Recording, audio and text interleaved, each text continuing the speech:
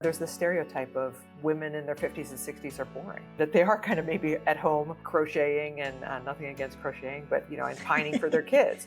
There's this irony in that in reaching reproductive infertility, we have actually reached the most fertile time in our lives in every other way. It's a counter to that whole narrative of decline. And you're realizing, oh, there are opportunities here. There are possibilities here for me to change and grow and become something more or different than I was. And that, in a way, to me, is the definition of youth. It's this idea that you are still becoming. If you're a midlife woman, do you feel you're gaining power as you age, or are you in fact starting to feel more invisible? This is a subject I'm becoming more interested in as I journey through midlife. So I was grateful to be connected with today's guest, Sophia Raday, who set up her Instagram page, SheFlexx, to encourage women to, as she says, be more badass, and to be aware of the pervasive narrative in society that women in midlife and beyond should lower their expectations. We need more women like Sophia who give hope and inspire others to get out there and use their knowledge, experience and skills to represent the potential of the midlife plus woman. I love her empowering viewpoint and hope some of it rubs off on you too. As ever, do get in touch with either of us if you enjoy the episode and want to add to the conversation. Welcome, Sophia. So today we are going to be talking about aging, which is a topic that's talked a lot about in the press, and it's something that I know you are really passionate about having more positive messaging around. We connected through Dr. K, who's aging disgracefully, and I presume you know each other because of the American connection when she lives her part of the year in California. Yes, and we're both writers.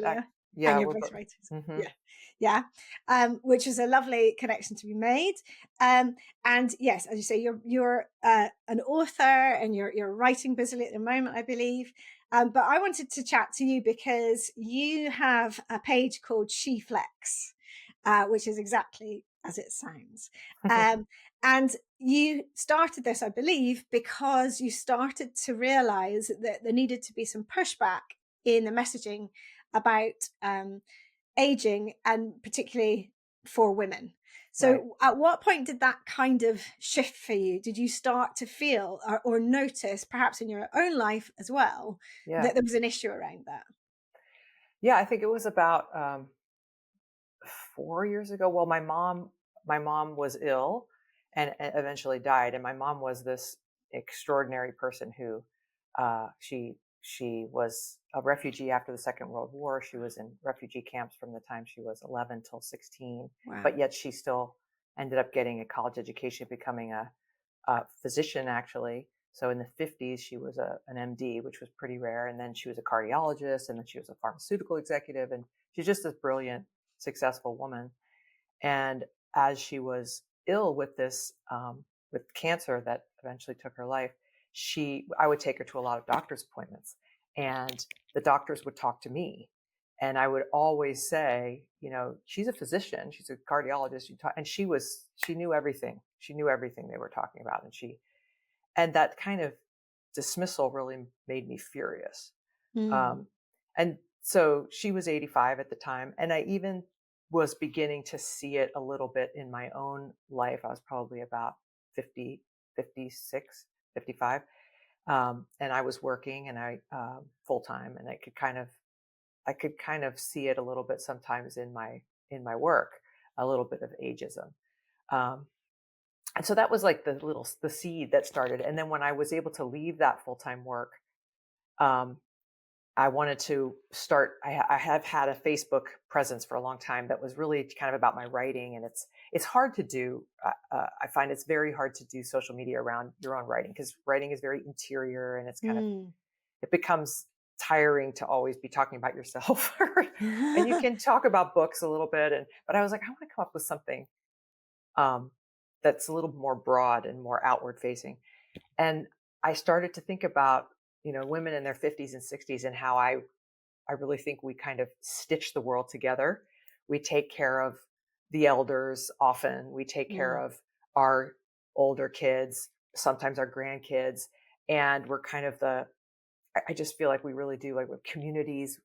If you can get a woman in her 50s and 60s to help with whatever, or lead whatever community effort you have, then you're golden, right? Yeah. Um, and so I felt like we just don't get enough credit for all the things we do. Um, and so that's where the idea of SheFlexx, and it's two X's, SheFlexx with two X's for the ladies, um, came about. And I just wanted to really highlight not the power of this demographic. And as I started to research it, I was actually shocked by how much power this demographic has. So you say power. In what sense do you mean power? Because yeah, because it could be a broad ranging term. So what do Yeah, you mean exactly? What were your findings? right. Well, so on the one hand, you know, we are there's this idea of us being invisible or becoming more invisible as we hit 50. And in some ways that's true, like in traditional media, TV, film, ads. Like in the US, we are fully 20% of the population, women 50 plus are 20% of the, which means 1 in 5 people in the United States is a woman 50 plus. Oh wow. But on screen, we're represented 5% of the time. Oh So my goodness. yeah, it's a stark contrast. And men over 50 are represented pretty much as much, like 4 to 5 times, like the same way that they are proportional in the population. We're the ones that are really underrepresented. Um, so that's terrible. But Mm. on the other hand, we have this tremendous economic power. So it turns out that we control the buying decisions. I forget what the stat is, but billions and billions of dollars, the most of any demographic group in the U.S.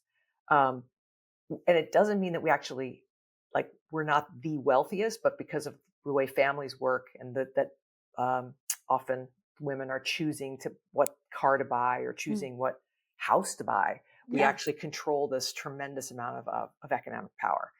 And then there's other ways in which, we have a lot of political power and intellectual and creative power. Um, and so I started to think about, maybe we don't so much have to change the world outside and the way people perceive us, so much as just recognize the power we actually have. And if we could just do that and flex that power, then we might change the world in that way. So that's the ambitious goal of SheFlexx. Yeah, but it's a great goal, isn't it? Because um, you're so right. There is a lot of power to be had, but I think we're really underserved, and it's interesting the sort of age group that you feel that shift happens, because it's around midlife. And we all know what happens around midlife for women. They tend to go through the menopause around approximately around 50, 51. And that could be seen as entering, the second chapter, full stop, whether length of that chapter, quality of chapter aside. But instead, it's kind of talked about in really quite negative terms, That's as right. in, this is the beginning of your slip slide down the hill, Right. physically, mentally, um, in every way, really. And obviously, there's been a really big push recently, because I'm bang on that age. So I'm really aware of everything that's going on around. And I'm really pleased and empowered that there's been so much information in the last few years, so much more openness, but also so many people who are advocating exercise. We'll go on to talk about that, but exercise wellness, but also just, treating yourself well and realizing that you are the important one. And you talked about um, um, us being the sort of glue, in the sandwich, the middle part that really holds things together. Hmm. And it's that critical time in life where, you might often still have kids who are secondary school, or going into college, going to uni, at the same time as you have caring for parents, Hmm. whilst also holding down a job and so on, and trying to do all the things. and it's hard because Yeah. there, you know, there is little time available, and there's this pervasive narrative that, you know, lower your expectations, madam. Right. Right. Which is all wrong.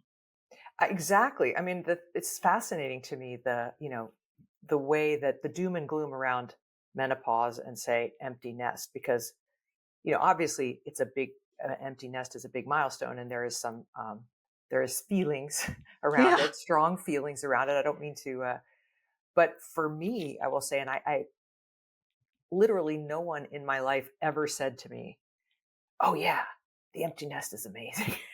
Everybody was doom and gloom. Even I mean, I don't know if I didn't ask them, but I love the empty nest. Do you think that's because it's kind of like, oh, well, then, you know, you're doing a disservice. You don't, you know, love your kids enough or something like that. I think there I is. I mean, think there is this why? nearly oppressive idea. So this is where all this comes from, is women as breeders, if you will. That's why at 50 you're no longer valued, Makes because me think of you're chickens. I don't know why that just popped into my head. Just breeders. um, and that, but the funny thing is, I've been working on this essay about empty nest and menopause, and how it affords us this freedom that we haven't had before. But I think there's a way in which the empty nest, along with menopause, where our hormones tend to change in a way that urge us less to be others focused and a little bit more self-care focused, as you were saying, that there's this irony in that, in reaching reproductive infertility, we have actually reached the most fertile time in our lives Oh, in every other way, like that. you know? That's good. Yeah. Yeah, that's the way it's felt for me. And now when I ask people, who are empty nesters, they all kind of shyly say, "Yeah, yeah." It's this little, whispered network of like, "Yeah, it's great." I mean, And actually, if you think about it, if your kids have left, yeah, they keep coming back because they're at college, so you know they're back for holidays. It's not like you don't yeah, see them for right, quite a few years, and often they don't leave for years and years because they can't afford their own homes. But right. would they really be looking back? Well, A, would they look back at all? Do they remember we exist once they've gone and they're having great fun? But would they look back and think, "Oh, I'm really pleased that my mum is, you know, pining for me and sad and not making the most of her." No, I never. They don't think really so. want, they would want your happiness. Of course they do. And they Yeah, want you to be able to live your life. I've right. certainly noticed, in it's not particularly to do with empty nesting, but coming to doing this work, which is kind of more public, um, in the last 5 years, how much my kids appreciate the fact that I am doing something, I'm trying to do good in the world, but I'm also doing something for myself. And Hmm. I know they really appreciate that. And a big part of the reason that I push myself out of my comfort zone to set something, I mean, I was never online, I was never on social media, I had never put a photograph of myself anywhere because I actually was quite like, I felt against it, but that was probably from fear. um so it was a huge shift for me. But yeah, I did it partly for them. I wanted to show them that mum, and sorry, bit more context. I have 3 boys, a husband, and a male cat. So there's boys, there's maleness everywhere. Yeah, And yeah, I wanted them to see me as a working mum, as an entrepreneur, as someone who has a message and puts it out there. And that was as important to me as other goals of my own. Um, boy, and have you done that. yeah, and Mhm. you know, I think that's incredibly important. So it is, and I obviously didn't even think about the timing of the fact I was going to come towards menopause. Things were going to change. I had no idea what that was going to feel like. And then my eldest has now left, so Mhm, mhm. off to uni. So it is that sort of middle stage. So it's particularly relevant. And so you talked about this underrepresentation in society, basically, but particularly the media. Is that Yeah, that was like kind of, traditional media, film, TV. I got those stats from the Gina Davis, that has this media studies group, and they have a report about that. yeah. And so what do you think the barriers are? Why are we, I mean, it's such a broad question because, you know, it's in business, it's everywhere. But given that we are, we've done the baby thing, if we were going to do babies, we're at a stage where we're potentially have more time, we've got much more experience. And, we are in those characters and so on. There's always a woman in the story of a certain age. So why do you think Yeah. there are barriers? I mean, I think the big one is just a stereotype, of this notion that the time after, this kind of association of women with motherhood, and youth, or maybe it's not just motherhood, but like courtship, motherhood, courtship, marriage, and motherhood, that this time isn't interesting, and that it is sort of a retiring time, which is the opposite of what I think it is. I think 50s and 60s, as I say, can be the most fertile time of your life. And for me, for example, we'll talk about that in a little bit, I've been able to get in the best shape of my life, Yeah. Which I think is the fuel, one of the best sources of fuel for us to really come to life in this era. But I think there's this, there's this stereotype of that women in their 50s and 60s are boring. There's a stereotype of that that they are kind of maybe at home, crocheting, and nothing against crocheting, but and pining for their kids. And it's so neat for me to see the counter narrative on social media in particular. I mean, sometimes social media has its downsides for sure, but I do love this aspect of it. It is the place where I see almost a revolution in terms of this expression of, and I think it's starting to affect, there's a lot more talk about menopause than there used to be publicly. There's this movie that just came out about menopause. There's, I think, there's more older women filmmakers getting their work, not enough, but getting their work out with older women characters. Nomadland is a great example of that. And so it's, I think, slowly starting to change. But of course, like everything else, when you have people in power that maybe aren't women of our age, it's hard. It's slow.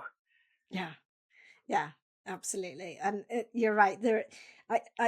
And that's beyond 50, 60. That's what I love to see. I think even in the time that I've been on social media, I more regularly see these incredibly empowering symbols of people in their 70s, 80s, 90s, who Yes. are not just, they've not been big athletes all their lives, and, they've just managed on a continuation, but they've started really into those more further decades from nothing, and realized, whoa, you can feel so good. The more you move, the stronger you get, the more you feel like you can take on the world. And obviously my sort of specialist area is movement, not as opposed to exercise, but as a way of accessing exercise. Mm-hmm. And the fact that the more you can lean into movement, move more in a sense to celebrate what your body can do at any age, the more that opens doors to other types of movements and activities and fun and so on. And one of the things that I really love about your page particularly is the humor, but B, the dancing. There's lots of dance in there. And has that always been a factor in your life? No. Oh my gosh. I think you could probably tell that. Not at all. So it was the pandemic. I guess I discovered, I started to work out at home primarily.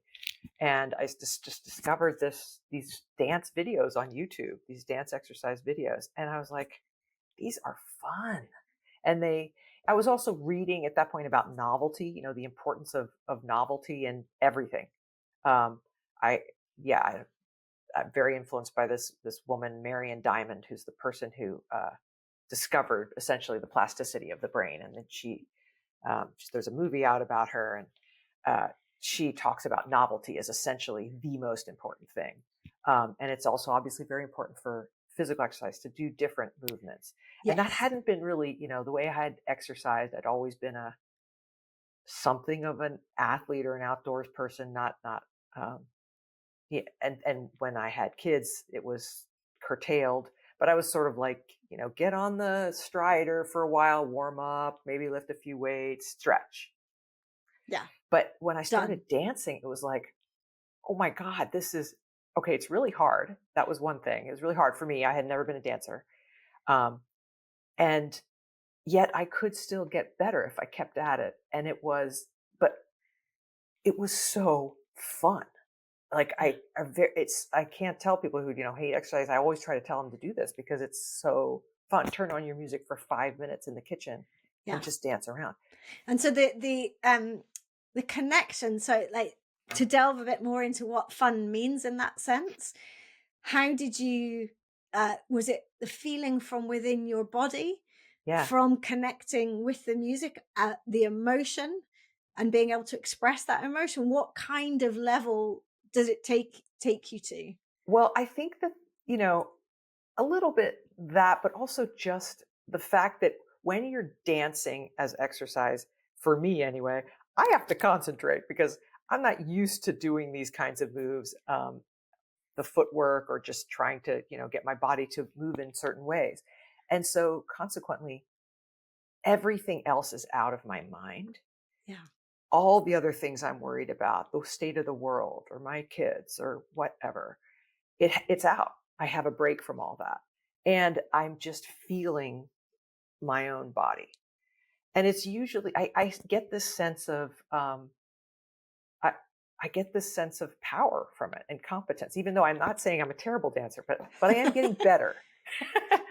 So the fact that I can master things or at least get closer to it is very empowering. And I have this whole feeling that like, this is why I think exercise is the fuel to really being our best selves in our 50s and beyond, is that when you exercise and you feel the power of your body and you realize that you can become stronger or fitter or more, what's the word, where you're more agile, Yeah. um, suddenly it's a counter to that whole narrative of decline. Yeah. And you're realizing, oh, there are opportunities here, there are possibilities here for me to change and grow and become something more or different than I was. And that, in a way, to me, is the definition of youth. It's this idea that you are still Yeah. becoming. Everything's possible. Yes.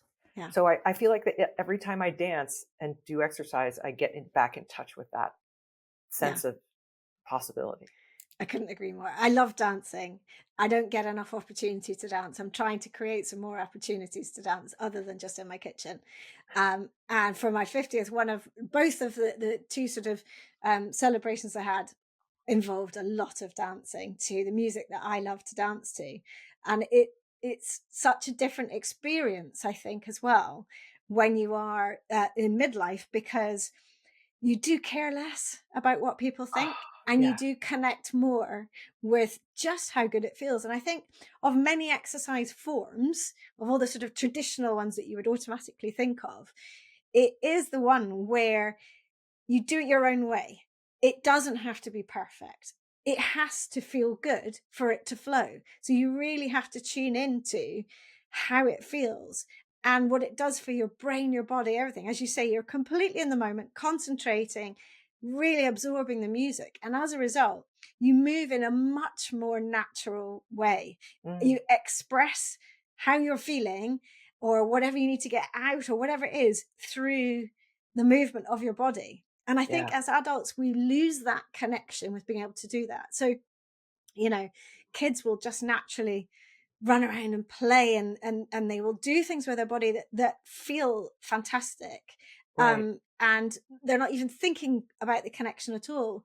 And when we're older, I think we sort of dissect everything a little bit too much and we get too controlled by the messaging of the, you know, you need to move in this way to build that, to Right. make sure, I talk about it in my messaging too, about because it is the common narrative about being more mobile, agile, as you said, having ease and fluidity in your movement. But to train that, to be able to maintain it, is the best way is to move naturally. And dancing, it's been around for millennia. does just that. It really, really connects you. So, yeah, I'm going to be following your lead. I'm not sure how much I'll be posting on social media, but I will probably as I gain in confidence as I grow, then I will. And I love the fact that you do, because, you know, it's enabling and empowering other people to do that. And I've seen some really great different sort of dance modalities that are coming out. Where the class is completely varied in the background. The music's entirely different, and it's all about just fun. And some people of midlife or older generations trying some of the dance moves, being Yes. taught them by younger, Yes. which is just fantastic. So who in the sort of just to name some names, because it's always useful, can you remember any YouTube inspirers Oh, or yeah. anyone that people could go and search for to just start having a go? Absolutely. I absolutely love this young lady, Emily Thorne. She goes by MEMKEM, the letter K, Fit. And she is just has fantastic. It's on YouTube, but she's on Instagram, but her The long videos are on form. YouTube. Yeah, yeah. And if you know, so there's ads. If you unless you pay like a Patreon thing, then you can get ad free stuff. But it's so, in my opinion, so worth it. Her stuff is so fun, and she's Great. coming out with new stuff all the time. Yeah. So she's my absolute favorite. Oh, brilliant. That's a brilliant place to start. So, so tell me as well about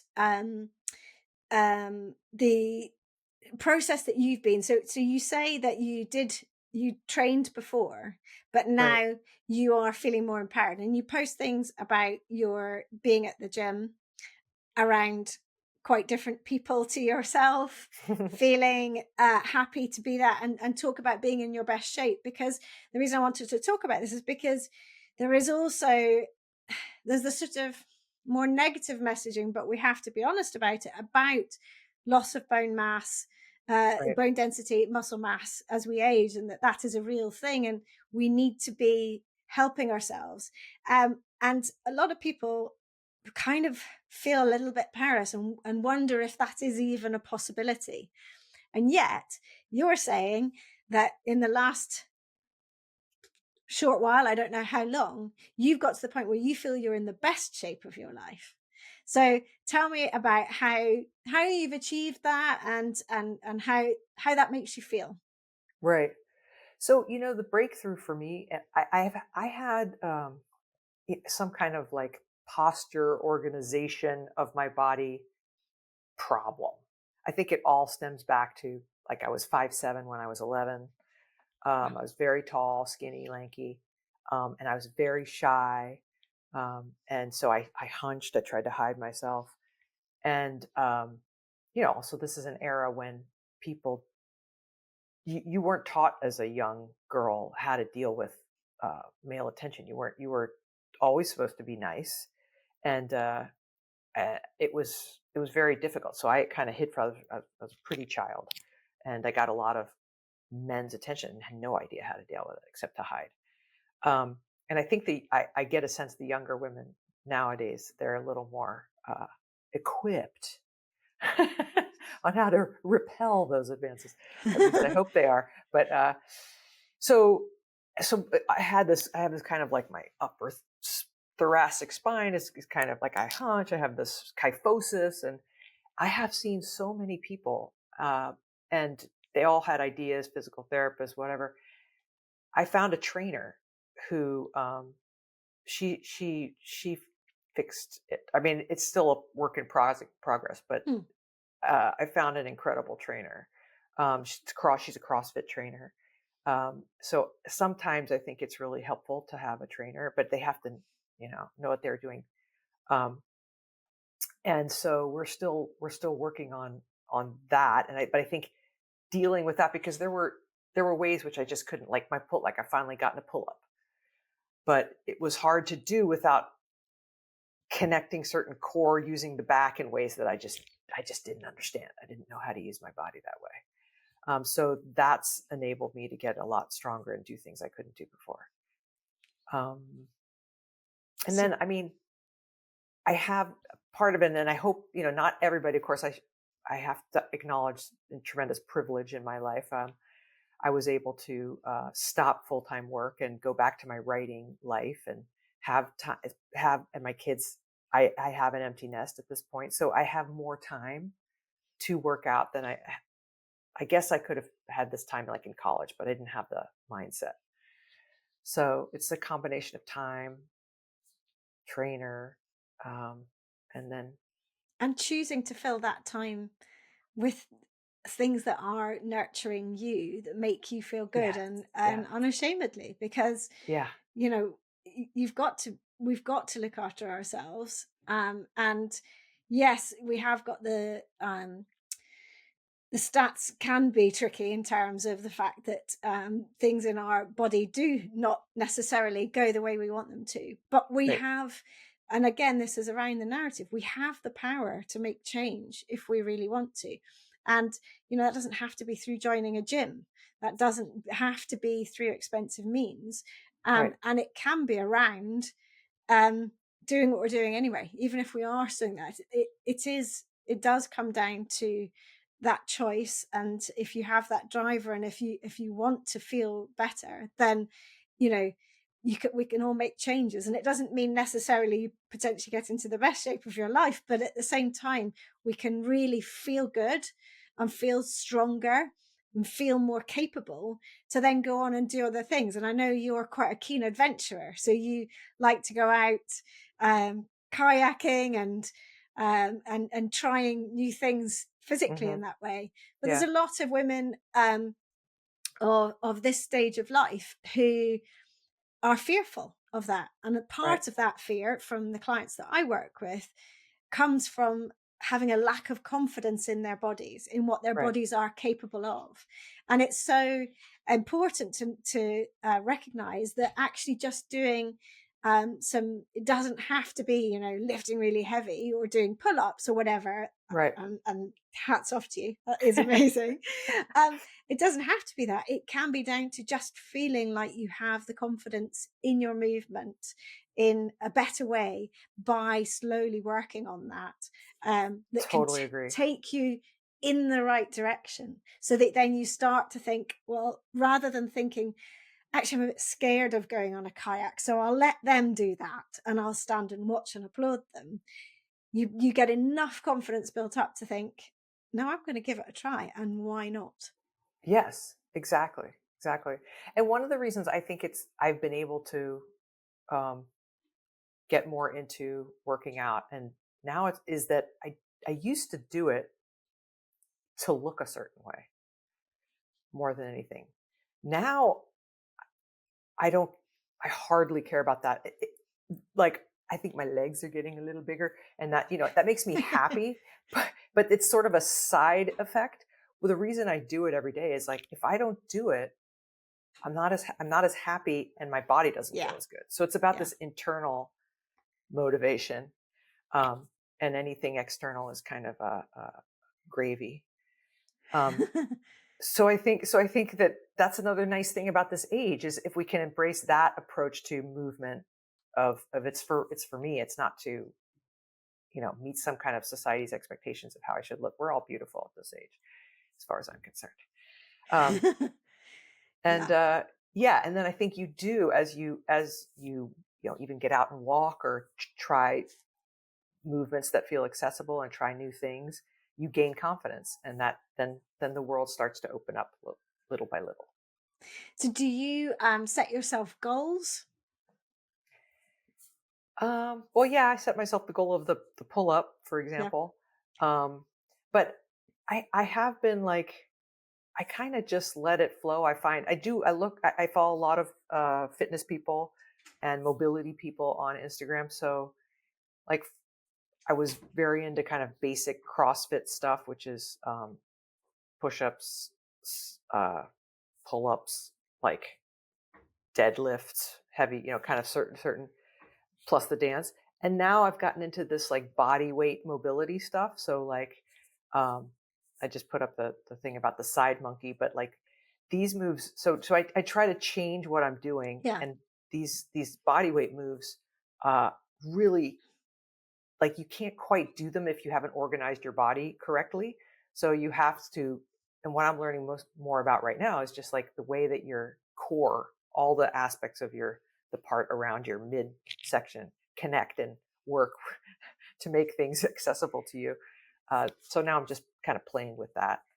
Yeah, there's a real thing about the core being like, work your core, but actually, if you're doing the right sort of movements that are more natural, your core is involved the entire time because it's supporting it is the join between the top and the bottom. And ultimately, if that's not stable, then you're not stable, and so on. So actually Yeah. letting the body organize itself through natural patterns will mean that you get a strong core. Yeah. And instead of the aesthetic of perhaps younger, getting the flat tummy look and thinking Right. that the core is literally the front, and it's far from it. It's the entire way around. Yeah. And its key job is obviously supporting that spine that's so mobile. So yeah, there's an awful lot of messaging that and narrative that is a bit off when it comes to what we should work.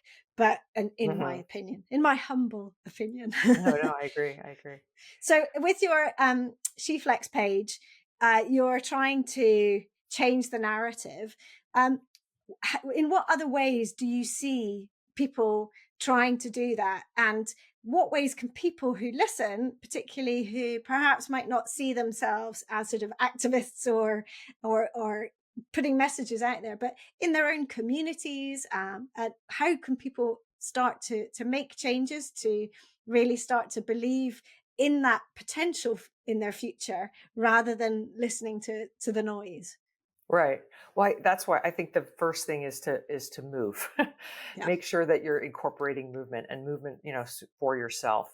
And then I think that, like I say, is the fuel to really kind of blossoming in these midlife years, and it'll point you in whatever direction you feel like you want to do. You'll suddenly like, well, maybe I do want to lead that project, or maybe I do want to try this new thing. Maybe I want to try jump roping, or I want to try kayaking, as you said. Um, I really think that is a great place to start because it's going to help you, obviously, health wise anyway, and help your longevity. And so I think that's a great way to start. I am really curious to hear from women, like what are the things that they would like more help, information, inspiration about. So I'm always trying to gather that and then try to address it on my page. So I'm very open to that. Um, so I think And then also your creativity, because obviously, so you say you've gone back to your writing. yeah, So you had a break from it for a while, and now you're allowing yourself to have that time to do that and go into a part of you that presumably you really, really enjoy, which is another aspect. yes, yeah, and also it's so I'm writing a mystery, my first mystery. I did a memoir was published like 15 years ago about my, at that time, red state blue state marriage. Um, and then I've written a bunch of articles, and I wrote a YA novel, but it's in a drawer. And now I'm writing this mystery, and it's about, the main characters are these two 50 something, late 50s, badass, sexy, dynamic women, cops. Um, and they have to solve this mystery. But, it's, writing is terrifying to me because well, it's a very competitive. It's similar to, like, you have to realize that you're doing the writing for yourself. There's Yeah. been a lot of there's been a lot of ways, and I'm just trying to unpack this now and maybe send this message out to folks through Instagram. But there's been a lot of parallels between my ability to become more fit and be very consistent with my fitness and other goals. Like for me, writing, like I realized that I have to bring that exact same, you just do it 5 days a week for an hour and a half or 2 hours. You just do it. You just do it. You just do it. And every day it's going to feel like nothing happened. Like, but then after a year, Yeah. or even 6 months, you're going to be like, oh my gosh, look how much I've done. And that, Yeah. that used to be a real problem for me because I didn't have enough grit with my writing. I would despair, and not go on or take breaks while I, talk myself off a ledge. But so Yeah. Yeah, exactly. Yeah, and I couldn't agree more. I think when you move less, then well, ultimately you're moving your gray matter less by doing that, because you're just not, on the basic physiological level, you're just not giving it the blood flow, the nutrients, the oxygen in the same way. And I Yeah. find that if I set my day up with movement of some kind, whether it's a walk, whether I'm doing some weights, whether I'm doing some natural movement training, whatever the thing is, if I do that early on, then my day is entirely different. And that doesn't come necessarily from the physical side. It's much more about my brain. My Yeah. brain is more ready to sort of attack the day, and I just feel more positive about my outlook on everything for the day, and therefore it sets it up well. And And there's I all think, kinds of research about this, yeah, like the hope hope molecule. molecules. Yeah. Yeah, yeah. Um, Which is so true, and you can I feel feel it. it. You I feel it. literally feel it. Yeah, as soon and you know what I would advocate is try to find the thing that makes you feel that during it. So it's not just a case of push to the end and not really enjoying it so much and be relieved that you finished it and then feel better just because you've done it. Because why spend your time doing that? Why not do the thing that you're either fall in love with, the thing that you've chosen to do, or find the thing? And that's why the dance example is so good, Yeah. because that is a body weight move. You're absolutely strengthening. There's wonderful impact through doing that. You are creating lots of, I talk about shapes. You're creating a Yes. whole variety of shapes that you won't do if you then go and, like you're talking about, sitting and writing. You can't be wandering around writing. You have to sit. So, and all the jobs that entail sitting as well. So creating all these wonderful shapes, but as you say, also just having a moment in the day that's just all about you, Yeah. and saying that's okay, giving yourself permission to do that, and then coming out feeling so much better. It's like the saying about put your oxygen mask on first, and for me, that's certainly comes from movement, because then you can give and share and help others, because you've served your own needs, and therefore you're more available, Right. in a way. Right. Yeah. And I have become such that I think I heard it on your podcast, actually, that it takes like 3 weeks before you start to really, uh, before you start to really have a habit of it. But I now, before it becomes easy to, I don't know. For me, it's like I just really don't want to miss my workout. I don't want to miss my workout because I know, um, I just know that I will not be as happy. I will not be As as nice a person as to nice a others. person. I will not Yeah, be I yeah, will not be as creative. I will not be as, just so there's so many ways in which it supports me. yeah. So for anyone who is listening to this, feeling inspired and thinking, yeah, I need a bit of that, but I don't know where to start. I mean, obviously, go and have a dance would be a top tip. But in terms of um, the way that we look at life and the messaging that's coming in at us, what would your advice be to help people shift away from that, or at the very least be aware of what it's potentially doing to them?